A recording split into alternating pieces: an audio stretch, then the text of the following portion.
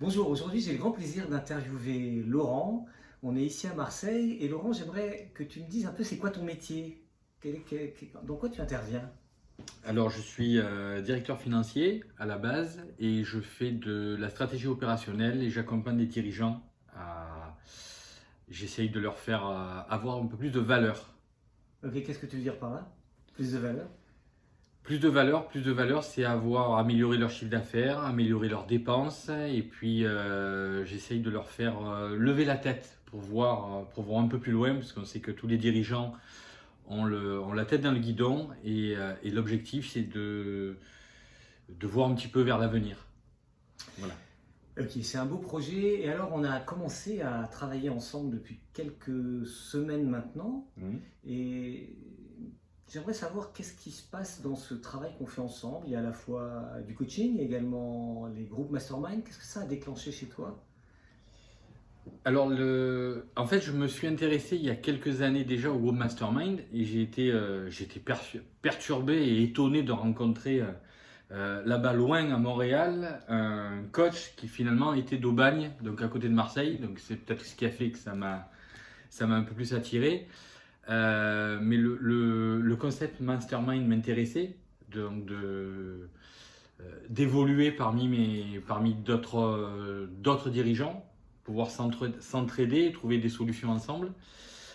Et quant au coaching, ben ça tu le sais, je trouvais ça un peu, c'était un truc pour les farfelus. Comme à l'époque, on avait des consultants pour tout et pour rien. J'ai le sentiment qu'on a actuellement des coachs pour tout et pour rien, des certifiés, des non certifiés, des qualifiés, des non qualifiés. Donc voilà, il y en a qui jouent du tambour les pieds dans l'eau, il y en a qui, voilà, il y a des chamans, donc on a un peu de tout. Et puis on s'est rencontrés, on a échangé, et c'est vrai que j'ai bien accroché à ta manière d'apporter le coaching. C'est perturbant, c'est troublant, mais c'est très intéressant et ça fait évoluer. En fait, c'est ça, ça fait Alors, évoluer c'est intéressant ce que tu dis parce que l'autre jour, justement, à la fin d'un groupe Mastermind, tu as dit quelque chose qui m'a beaucoup marqué. Tu as dit, j'ai plus avancé en 3 semaines qu'en 5 ans. oui. C'est-à-dire, Ben, disons que c'est troublant parce qu'en fait, tu mets les. Alors, je pense pas que le coaching se soit fait pour tout le monde, quoique, mais en tout cas, moi qui était relativement réticent, qui n'y croyais pas particulièrement, je dois avouer que j'ai été touché par qu'est-ce que c'est le plafond de verre, quelles sont nos croyances limitantes. Et je ne pensais pas en avoir autant et qu'elles étaient aussi réelles et aussi ancrées au fond de moi. Et la société, ma société a effectivement un peu plus de 5 ans, mais il m'a fallu quelques semaines, quelques jours et quelques semaines avec toi pour découvrir tout ça, pour le toucher du doigt et pour dire merde, peut-être que je ne suis pas nécessairement sur le bon chemin ou tu m'as aidé à passer le baril sur le chemin pour qu'il y ait moins de petits cailloux. alors, je vais faire un petit clin d'œil pour ceux qui écoutent cette vidéo, c'est que, en fait, Laurent avait publié sur LinkedIn un petit machin qui disait wow, c'est quoi le retour sur investissement du coaching? Alors j'ai répondu d'une manière un peu amusée, et c'est comme ça qu'on s'est retrouvés ensemble, et donc le fameux ROI, retour sur investissement. Toi, comment tu verrais, quand on parle du retour sur investissement du coaching, du mastermind? Ben, moi, dans l'absolu, moi qui suis un financier à la base, le retour sur investissement, il est forcément financier. On parle très souvent de KPIs et on essaye de mesurer les KPIs, les clés des Keys Performance Indicators. Mais en fait, je m'aperçois que les performances, les clés de performance, les indicateurs clés de performance du coaching, elles ne sont pas nécessairement financières. Et je vais aller plus loin, elles ne sont pas financières, mais elles peuvent le devenir. Parce qu'effectivement, en crevant le plafond de verre, en travaillant sur ses croyances limitantes, en effaçant de son esprit l'argent c'est sale, il faut travailler dur toute sa vie. J'ai un grand-père qui me disait vous les étudiants, les jeunes, le stylo c'est moins lourd qu'un marteau. Et en fait, nous, à notre époque, on travaillait dur, ça pesait lourd et c'était compliqué. Et on s'aperçoit que finalement, pour être, et je reviens sur tes propos, être un entrepreneur libre, et moi plus jamais je pense que je ne serai plus jamais salarié, être un entrepreneur libre, c'est se libérer de toutes ces croyances.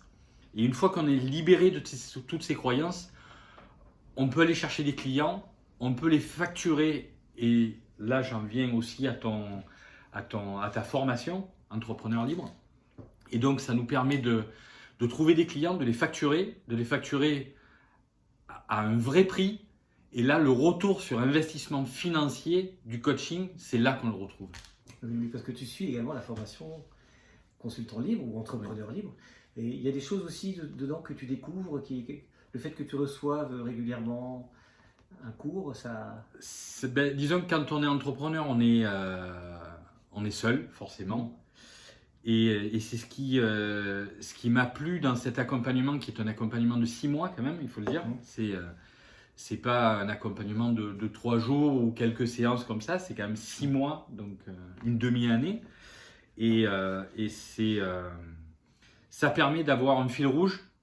Et la formation est très bien faite du début, je ne suis pas encore à la fin, mais ça nous permet d'avoir des exercices. Nous, dirigeants, on a perdu un petit peu le goût et des fois le suivi de faire des exercices, de se remettre en question, de se réactualiser. Et c'est bon, même si c'est des choses que parfois on sait, c'est bon d'avoir le petit exercice pour dire, finalement, quels sont mes prescripteurs, quels sont mes clients, qu'est-ce que j'ai fait de bien, qu'est-ce que j'ai fait de moins bien, combien j'ai facturé. Et moi qui aime bien les tableaux, ça me permet de suivre. Et tu évoquais tout à l'heure Marseille, Aubagne et Montréal, parce que finalement on s'est connus alors qu'on était chacun d'un côté de l'Atlantique. Mais est-ce que ça pose souci de faire un travail comme ça de coaching, c'est la première fois que je rencontre Laurent pour de vrai, en 3 dimensions. Mais ça pose souci de faire ce travail à distance, de faire un groupe mastermind à distance également ou comment? Non. C'est vrai que c'est... en fait, alors ça c'est peut-être ta personnalité qui fait que... il y a aussi le côté professionnel de la personne, de Laurent. Mais en tout cas, pour moi, ça a été complètement naturel. Qu'on soit là, c'est vrai que c'est agréable d'être ensemble et d'être en 3 dimensions, comme tu dis. Mais ça m'a posé aucun problème de le faire à distance. Et j'irais même plus, ça permet, au-delà de rencontrer d'autres dirigeants, et souvent, c'est forcément, par la force des choses, c'est d'autres dirigeants qui sont géographiquement proches.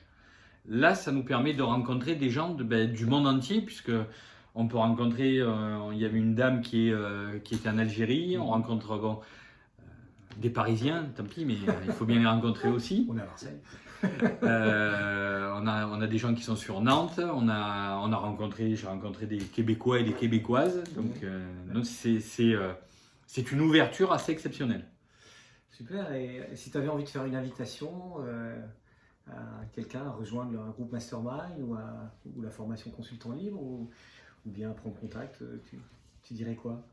Je dirais que tous les consultants sont pas tous les coachs sont pas tous des farfelus. La preuve, j'en ai un à côté de moi qui n'en est pas un. Non, c'est une introspection, voilà. Et pourtant, je suis quelqu'un je le redis, directeur financier, donc assez carré, plutôt bien dans mes baskets. Je vais pas danser nu dans mon jardin, donc a priori, voilà. Faut être sympa. Mais voilà, donc je pense que c'est quelque chose à faire, à essayer, à tester. L'avantage avec Laurent, c'est qu'on a un package complet, donc la formation consultant libre, tout le coaching, tout le suivi. Et c'est vrai moi, ça m'a bousculé parce qu'il m'a poussé dans mes retranchements parfois. Ça m'a un peu dérangé, mais ça m'a fait du bien. Et puis le groupe Mastermind qui est vraiment un collectif où c'est pareil, c'est toujours en bienveillance et où tout le monde partage les idées, les solutions, les questionnements et on arrive à faire avancer les lignes. Super, merci Laurent pour ce beau témoignage et puis bien sûr si ça vous donne envie d'aller plus loin, il suffit de cliquer sous la vidéo il y a les liens pour se retrouver, pour voir d'autres témoignages aussi. Ce qui est certain dans ce que tu dis, c'est que quand on est entrepreneur, quand on est consultant, quand on est à son compte, on est souvent avec soi-même.